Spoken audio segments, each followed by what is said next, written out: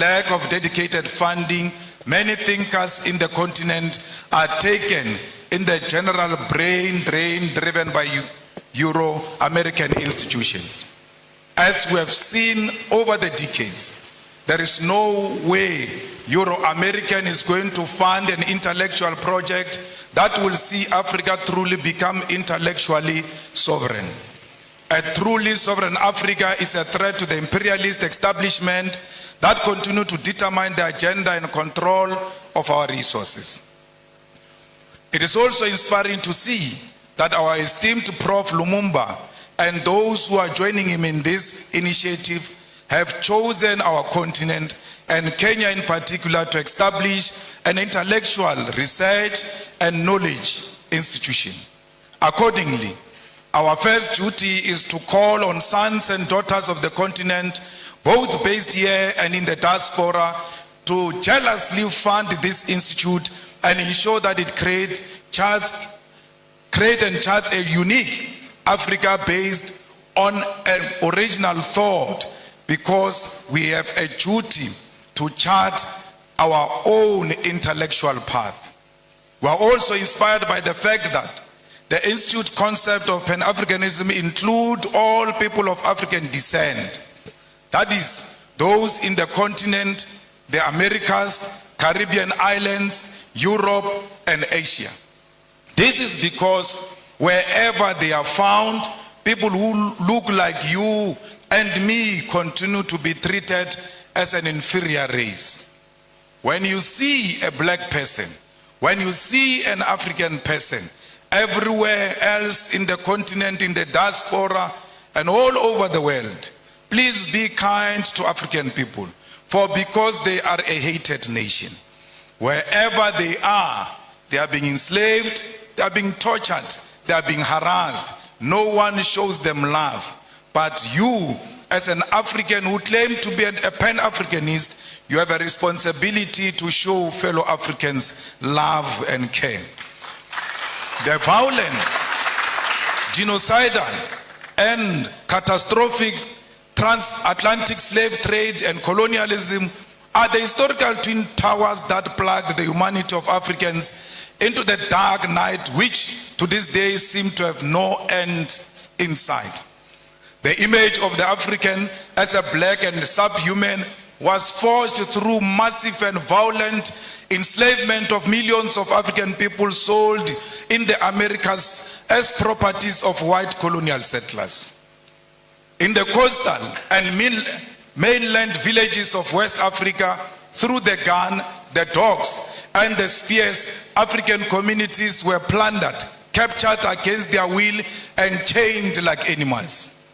At the ports of Ghana, those chained, naked, and malnourished bodies of men, women, and children were scaled, measured, and sold for gold, silver, or livestock. They were put in those gigantic ships that crossed thousands of kilometers of the massive body of violent and cold waters of the Atlantic Ocean. Millions will not survive the dangerous voyages on sea. They will die of disease, starvation, or pure mental illness. Many will be offloaded alive, thrown into the deep waters to ease navigation during the storms of the violent seas. It is on those cold Atlantic Ocean's waters, deep in the bottom of the ocean, that many carcasses of African people, their bones lay rotten in chains and swallowed by the sea.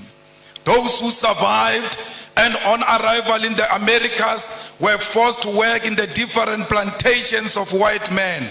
From the voyage ships to the plantation, the image of an inferior African was being constructed through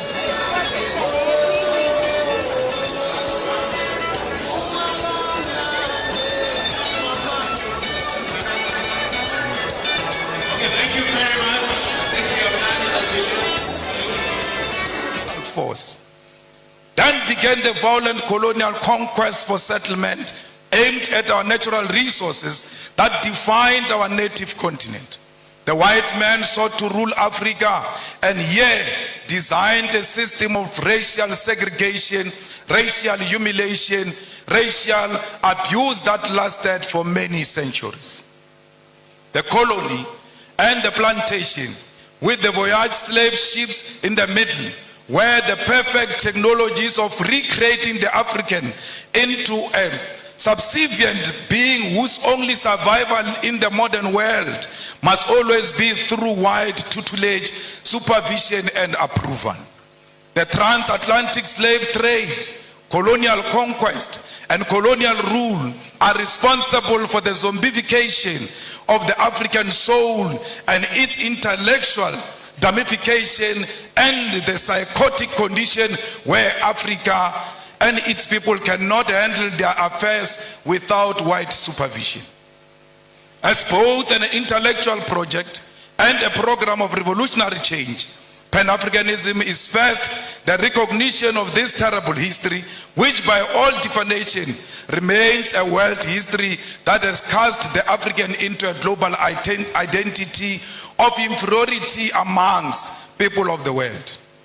Pan-Africanism is never forgotten noise of the painful cries of those captured slaves whose black bodies were swallowed by the Atlantic Ocean from the slave ships. It is the agonizing cry from the brutal violence suffered by the black slaves in the sugar, cotton, and corn plantations from Georgia to Sao Paulo.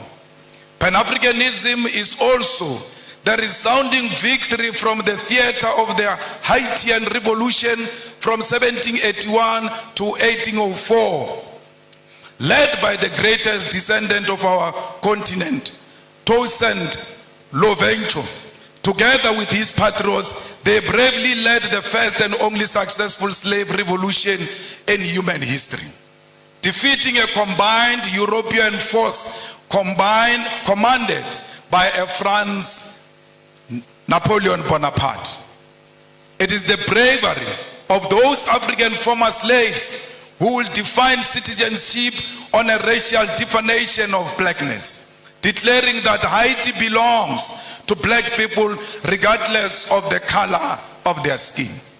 Pan-Africanism is also the anger emanating from the countless defeats suffered by the patrons, the brave soldiers like those of Mau Mau and Bambata rebellion, defeated at the hands of the brutal British colonial forces. It is the intellectual heritage of Marcus Garvey, W.E. Du Bois, Booker T. Washington, Harriet Tubman, Pixley Isaac Aseme, Charlotte Mateke, Winnie Mandela, Kwame Nkrumah, Seiko Tore, Julius Nyerere, Haile Selassie, CLRA James, Frantz Fanon, Thomas Sankara, and today our own Prof. Lumumba, together with us, must carry the mantle of the African Pan-Africanist call. Pan-Africanism is a set of ideas written in chains with blood, spear, and the unforgiving guns of the sons and daughters from the Algerian Revolution to the Battle of Kutoko-Naval. It is the one-party state of Africa as a whole, as professed by Marcus Garvey. It is Ami Caesarius' negritude, Kwame Nkrumah's African socialism, Steve Biko's black consciousness, Julius Nyerere, Ujamaa. It is also Mbeki's African Renaissance, all based on forging a unity of African people who are formed by the same history and must seek after common destiny. It is the architectural achievement from the pyramid of Egypt to the cities of Mapungubwe. It is the industrial invasion by Garrett Morgan, traffic lights, Frederick Jones, refrigerated trucks, and Alexandra Miles, automatic elevator doors. It is the cultural movement in jazz, R&B, reggae, funk, blues, kwaito, juju Nigeria, chimorenga Zimbabwe, makosa Cameroon, and banga Kenya. It is the novel Things Fall Apart, The Devil on the Cross, Maru, The Trails of Brother Jeru, Songs of Solomon, and Notes of Native Son.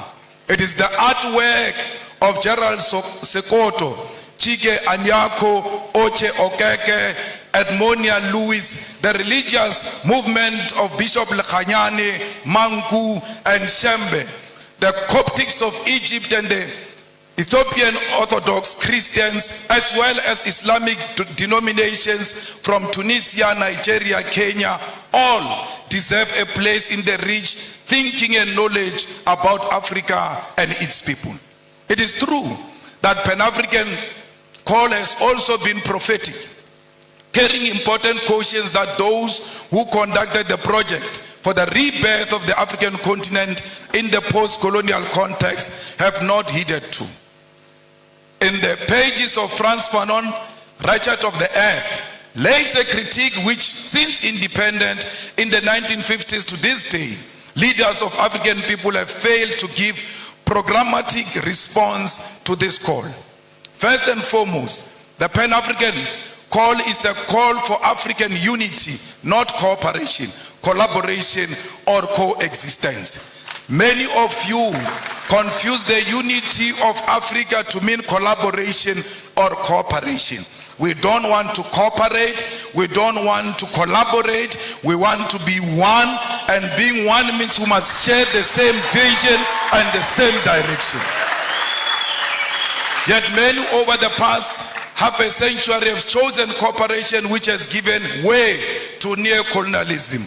That is to say, for African leaders to continue colonialism without direct rule by colonialists. The launch of the Pan-African Institute right here in Kenya must help us intellectually to shift towards revolutionary Pan-Africanism, contribute to resolving some of the historical mistakes, blunders committed by post-liberation movements. We should state clear here that while the formation of the Organization of African Unity was a step in the right direction, the fact that the founding conference failed to unite the African continent is a historical blunder. President Kwame Nkrumah, Seko Tore, and Emperor Haile Selassie prophetically said that the failure to unite the African continent will give rise to the neo-colonialism and that African continent will perish. The revolutionary Pan-Africanist ideological and political diagnosis of the future was correct. The future is here. 50 years later, we know that we remain visitors in our own continent. We know that our resources benefit Euro-American than our own people. This is despite most African countries gaining independence from colonial rule since 1957.